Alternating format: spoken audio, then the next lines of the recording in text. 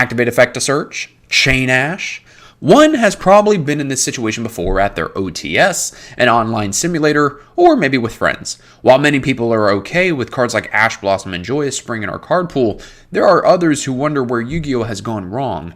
In this video, I want to explore the evolution of Handtraps in Yu-Gi-Oh and what the future could potentially hold. This is very much a two-sided argument where some like it and others hate it, so it's going to be interesting to see how divided, or lack thereof, my comment section will be. As always, destroy the boo-boo stain off of that like and subscribe button so we can climb even higher the 1700 ladder.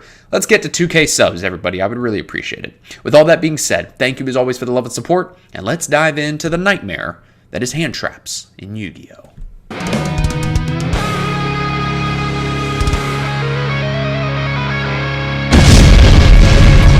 A hand trap is generally any card, usually a monster or a trap card in the case of Infinite Impermanence or the Dominus traps, that can be activated straight from the hand to disrupt an opponent's plays. They often have the added benefit of being usable on the opponent's turn when they are going first. Hand traps can do a variety of things, including destruction, protection, negation, and so on. Some of the most notable hand traps in our current meta include Ash Blossom and Joyous Spring, Infinite Impermanence, the Mulch Armies, and Joel Lockbird, just to name a few.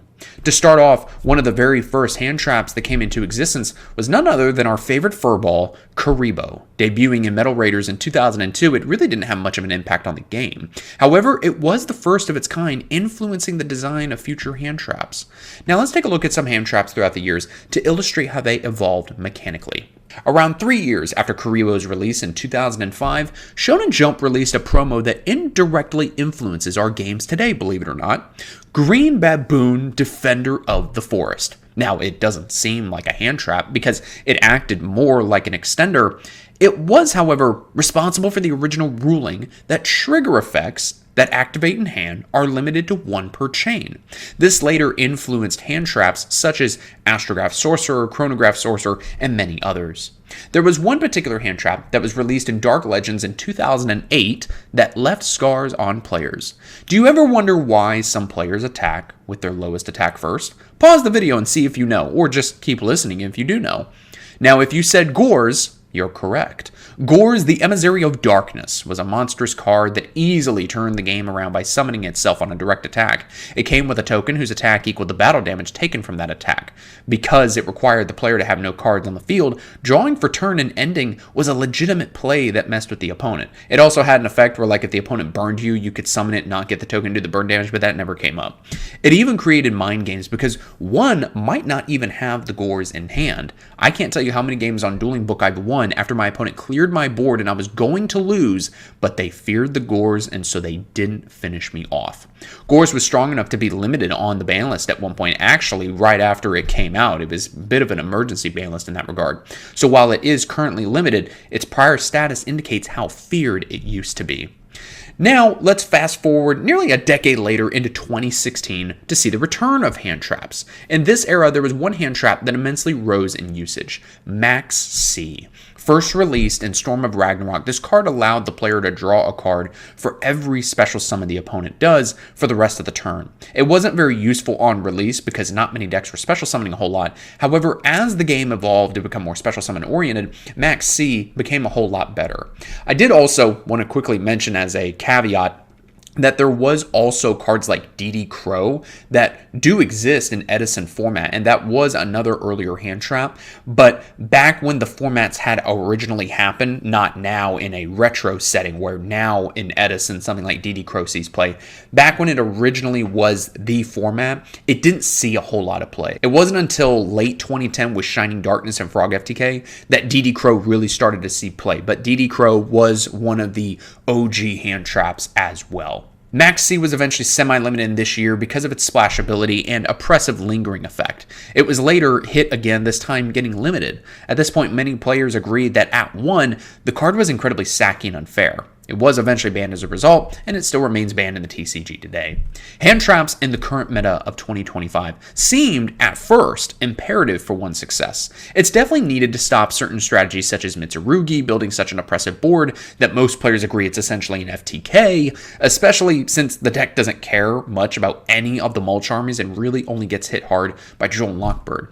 Of course, hand traps are also useful for the Rizal and Malice matchups, and if you look back at this year's NAWCQ, you will see an average of most decks playing anywhere from 15 to 20 hand traps, as well as side decking more, just to have as many options as possible. However, with the release of Justice Hunters, which has the Yummy and Canine archetypes, hand traps have fallen drastically in numbers. Looking at most decks right now, I would say the average is now anywhere from 9 to 12 in most decks, as Vanquish Soul and Canine don't care about hand traps, whether it be because they can dodge them or gain benefits in the case of Canine, where they get even more extension of their plays if their opponent activates a monster effect in the hand. Due to that decrease, we are now seeing an increase in board breakers being main decks, such as the return of Dark Ruler No More to the meta. Most decks are playing 3 Fualos and 3 Perulia just because those hand traps are that strong if you open them. The 3 Mulch Armies are just retrains of Max C, I would argue, and will most likely always be good cards for years to come. We also have the Dominus hand traps that lock you out of using certain attributes of monster effects, but these usually don't matter depending on what deck you're playing or what attribute of hand traps you play. Not to mention, the lock only matters if you're activating those effects. Yummy monsters special summon from the hand like a Cyber Dragon, so they don't even activate, thus dodging the drawback of playing the Dominus cards from the hand. Hand traps became so relevant that there is even a counter hand trap used to stop hand traps, and that's Psyframe Gear Gamma.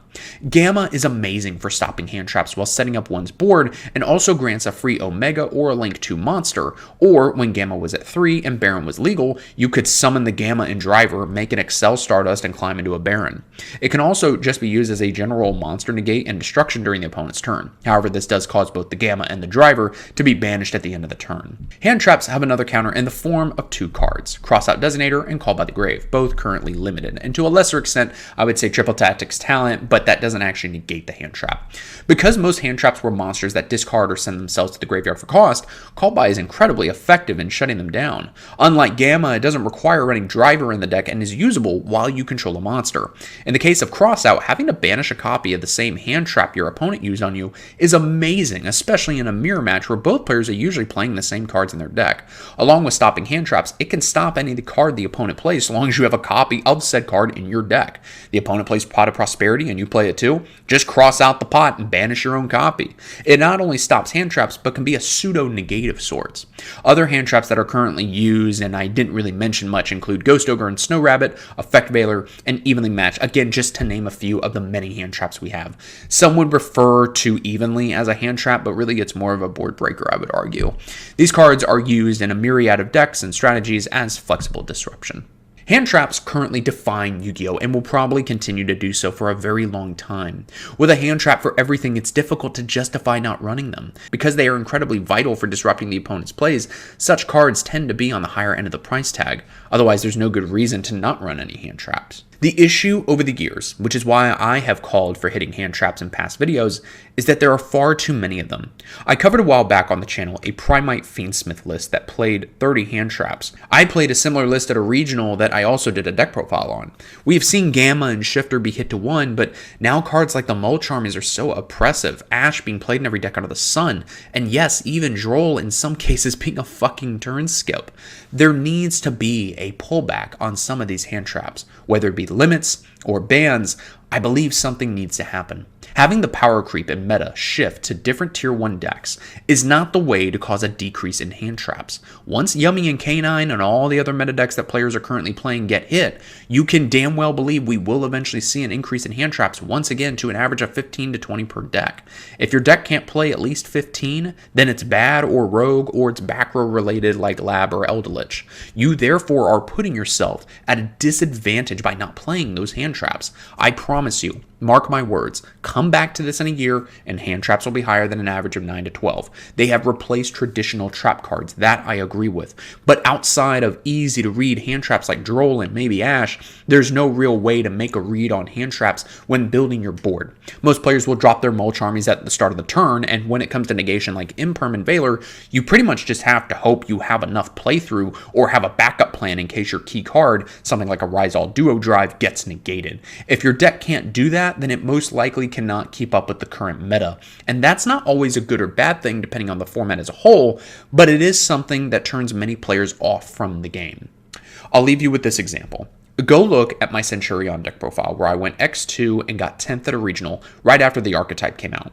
Yes, no one knew what my cards did outside of the Calamity Lock, But all the deck boiled down to was 2 Desires, 3 TC 15 of the best hand traps at the time, the first wave of Centurion cards, and 3 Kashtira Fenrir.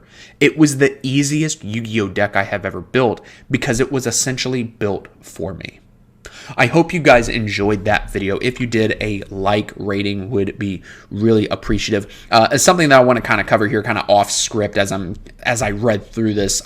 When I mention, because I feel like I'm going to get questions about this in the comments, but when I say easy to read hand traps like Droll, and to a lesser extent Ash, if say like you activate Terraforming and you search a field spell, the opponent's going to Droll you on your first search. They're not going to save it for like another search, like 99% of the time. So that's why I say it's like easy to read, in case I get any questions in the comment section about that.